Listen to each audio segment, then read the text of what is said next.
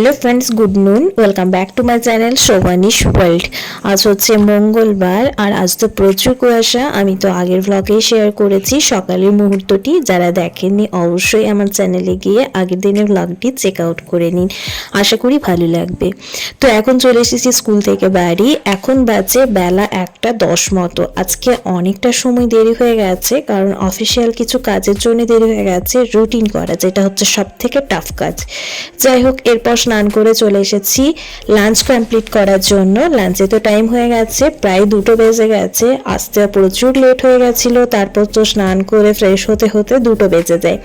তো এখন চলে এসেছি লাঞ্চে। রয়েছে সাদা ভাত, তার সাথে রয়েছে মূলো শাক ভাজা, কলার ছাল দিয়ে বড়া, এটা হচ্ছে মাছে কলাতে আলুতে ঝোল, আর তার সাথে ছিল মাছের একটু তেল ভাজা।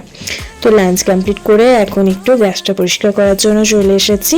এই গ্যাসটা পরিষ্কার করে নিয়ে এখন একটু রেস্ট করা ছাড়া আপাতত আর কোনো কাজ নেই।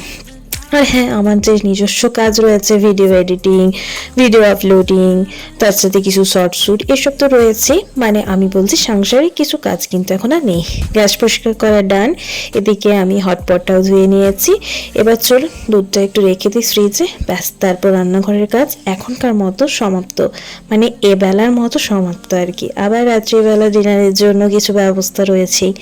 তো চল, এখন এদিকে সমস্ত কাজ কমপ্লিট, এখন রেস্ট করা যাক। Much later. Evening everyone.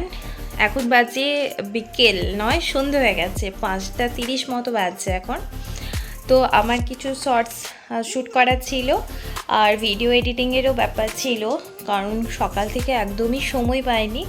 তো সেজন্য সে কাজগুলো করতে করতেই মোটামুটি আমার এই 5:30 মতো বেজে গেছে। আর রেস্ট করা তো হলো না, জাস্ট লাঞ্চ কমপ্লিট করার পরেই আমি বসেছিলাম এই কাজগুলো করতে। তো যাই হোক, আপনারা হয়তো ভাবেন যে 2-4 মিনিটের ভিডিও আপনারাও দেখে নেন, কিন্তু সেই ভিডিওটা বানাতে যে কতটা পরিশ্রম করতে হয় সেটা কিন্তু যারা এই ভিডিও বানায় বা যারা ভ্লগার রয়েছে তারাই কিন্তু জানে।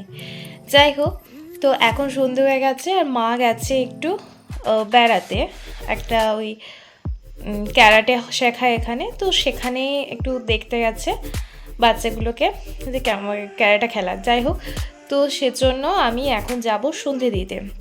তো চলুন এখন সন্ধেটা দিয়ে নিই, তারপর একটু রেস্ট করতে হবে, কারণ সেই সকাল থেকে একদমই রেস্ট হয়নি। সেই তো সকাল থেকে বেরিয়েছি, স্কুলে কাজ, তারপর তো বাড়ি এসে খাওয়া দাওয়া, তারপর ইউটিউবের পিছনে কিছুটা সময়, নিজের জন্য তো সময় আর রয়েছে। তো এই করতে করতেই কিন্তু আজকে পুরো সকাল থেকে সন্ধে পর্যন্ত সময় পেরিয়ে গেল। বলে না কথায় আছে, সময় চলিয়ে যায় নদীর স্রোতেরও প্রায়, তো সেরকমই অবস্থা। কি করে যে সময়টা পেরিয়ে যায় বোঝা যায় না। যাই হোক, আর বেশি কথা বলছি না, সন্ধে হয়ে গেছে, চলুন সন্ধেটা এখন ঝটপট করে দিয়ে নিই, তারপর যখন মা আসবে তখন আর কি চা বানাবো। যাই হোক, আপনারা দেখতেই পাবেন। তো চলুন এখনকার মতো এইটুকুই, টাটা। তো আমার সন্ধে দেওয়ার ডান, আর এদিকে মাও চলে এসেছে। এখন অনেকটাই সন্ধে হয়ে গেছে, মোটামুটি 6:15-20 মতো বাজে এখন। এখন চার বিস্কিট নিয়ে বসে পড়েছি। চাটা মায়ে বানিয়েছে আজকে। আর এই দেখুন মা বসে আছে, টিভি দেখছে, আর আমি এদিকে সোফায় বসে বসে চা খাচ্ছি, টিভি দেখছি। মাও চা খেয়ে নিয়েছে আগে। আমি গরম খেতে পারি না, তাই আমার খেতে একটু লেটই হয়। তো তারপর চলে এসেছি ডিনারের ব্যবস্থা করার জন্য। আজকে ডিনারে একটু সয়াবিনটা ফ্রাই করব, কারণ আজকে একটু শুকনো শুকনো বানাচ্ছি। সয়াবিন ফ্রাই দিয়ে আজকে রুটি খাওয়া হবে। মিস্টার ঘোষের আজকে বাড়ি আসার কথা ছিল, তবে ও আজকে বাড়ি ফেরেনি, ও কালকে আসবে। আর ওর জন্য একটু মাছের ঝোলও রাখা ছিল, তো সেটা তো আর থাকবে না। ও যেহেতু এলো না আজকে, তো কালকে তো আর থাকবে না, তো ওই ঝোলটা খেয়ে নিতে হবে।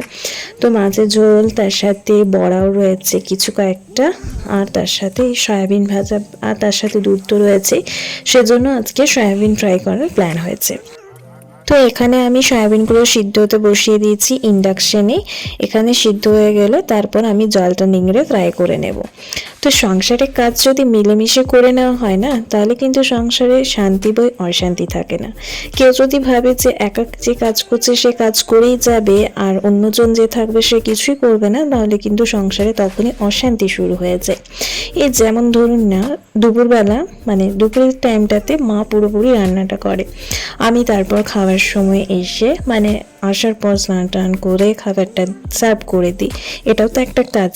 আবার যেদিনকে আমার সার্ভ করা হয় না সেদিন মায়ের সমস্তটা একা হাতেই করে নেয়, আবার মায়ের যেদিনকে সময় হয় না সেদিন আমিও একা হাতেই সমস্ত কাজটা করে নিই।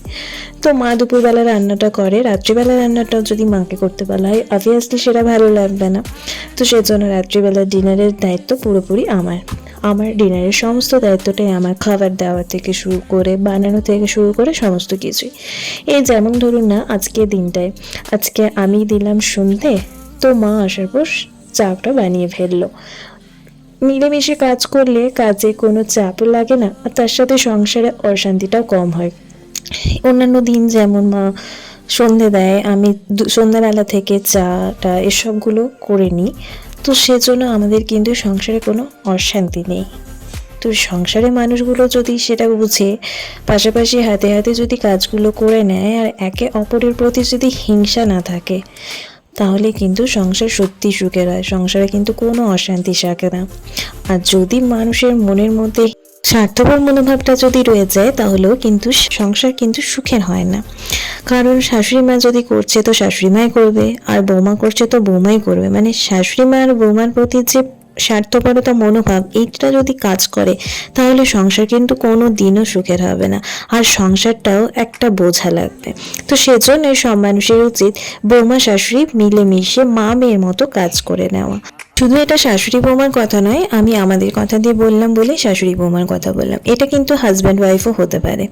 হাজব্যান্ড ওয়াইফের যদি একা সংসার হয়, তারাও যদি মিলেমিশে কাজ করে তাহলে সে কাজটা কোনো চাপেরও লাগে না, আর সংসারটাও বেশ মজার হয়, আনন্দেই কাটে।